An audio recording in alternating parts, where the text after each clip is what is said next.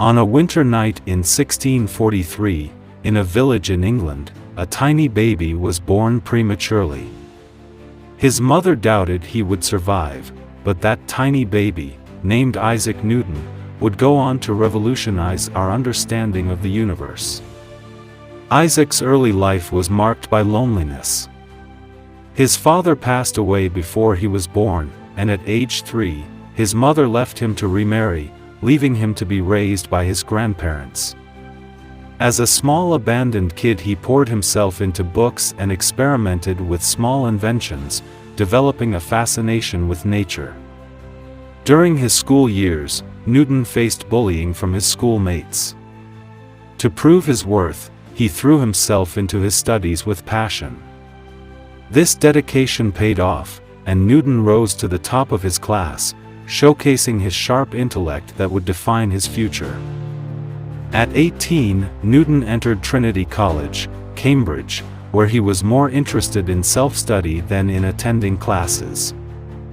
He devoured the works of the great thinkers like Galileo and Descartes and immersed himself in questions about mathematics, physics, and astronomy. However, just a few years into his studies, the Great Plague of London hit, forcing the university to shut down.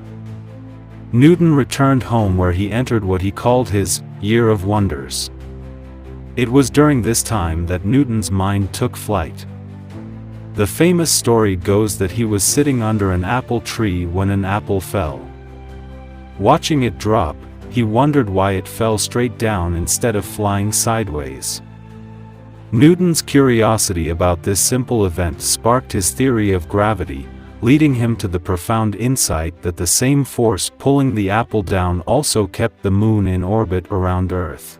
Newton's mind didn't stop there.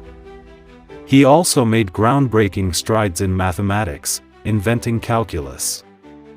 Returning to Cambridge, Newton became a professor and published Principia Mathematica in 1687, one of the most important scientific works ever written. In it, he formulated his 3 laws of motion, which describe how objects move and interact with forces. Newton's brilliance wasn't limited to physics. His curiosity extended to optics, where he used prisms to demonstrate that white light was made up of a spectrum of colors, changing how we understand light and vision. Yet, despite his genius, Newton was not without flaws. He was known to be solitary, intensely private, and often combative with rivals. His feud with Leibniz over calculus and clashes with other scientists show his fierce pride in his work. Later in life, Newton became warden of the Royal Mint, where he cracked down on counterfeiters, bringing his analytical mind to British currency. He was also elected as a Member of Parliament for Cambridge University in 1689. However, his time in this role was uneventful, where he spoke only once, merely to request that a nearby window be closed. He was knighted by Queen Anne in 1705, becoming Sir Isaac Newton. Newton died in 1727, leaving a legacy that transformed science.